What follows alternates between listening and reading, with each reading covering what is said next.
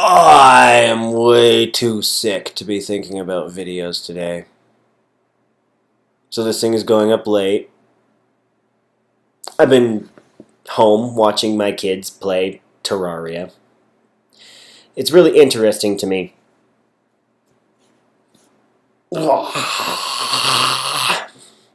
It's interesting to me how they experience games so differently than I do. For them, there's this layer of mystery, of discovery, of exploration. And I remember having that when I was a kid. And every once in a while, as an adult, Fallout 3. Fallout 3 was one game where I did have a little bit of that, ooh, let's see what lurks behind this corner feel. But, I solve it really fast and then it gets old. I started reflecting as I watched my kids play Terraria that they were able to enjoy some of the dumbest things, and I kind of envy them. Like, when I sit down to a game and I ask myself, okay, what sort of choices am I able to make? What sort of choices do I want to make?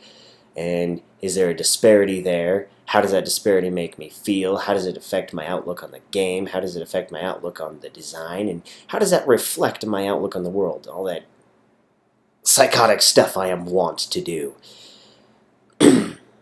And sure, I might be ruining it for myself in doing so. There's a quote from John Stuart Mill in his book on utilitarianism, where he says, "It is better to be a human being dissatisfied than a pig satisfied. Better to be Socrates dissatisfied than the fool dissatisfied. And if the fool or the pig is of a different opinion, it is only because they only know their side of the question." So I try to comfort myself with this self-righteous sense of higher awareness, but at the same time, my first instinct is to respond to Mill's statement with the urban legend which states that pigs can have 30-minute orgasms. Why wouldn't you want that? So here's the question to my 4 loyal viewers. Is there something that you do that helps kind of preserve the allure of the game for you? Is there some way in which you suspend your disbelief, suspend your adulthood, your criticism, or your inquiry that helps you enjoy more games? Is that something that you want to keep doing? Is that something that you encourage others to do? I think it's worth thinking about. Fun fact, I was trying to substantiate this claim that pigs can have a 30-minute orgasm, and there doesn't really seem to be any real data to support it.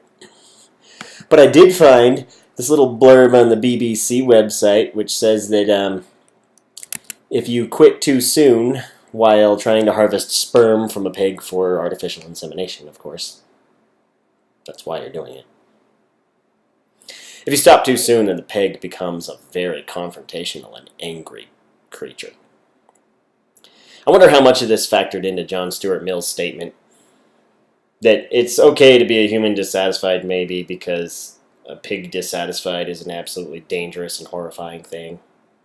Yeah, I think it's time for me to quit. Hopefully next week I'll be much better, and I can actually give you some meaningful content.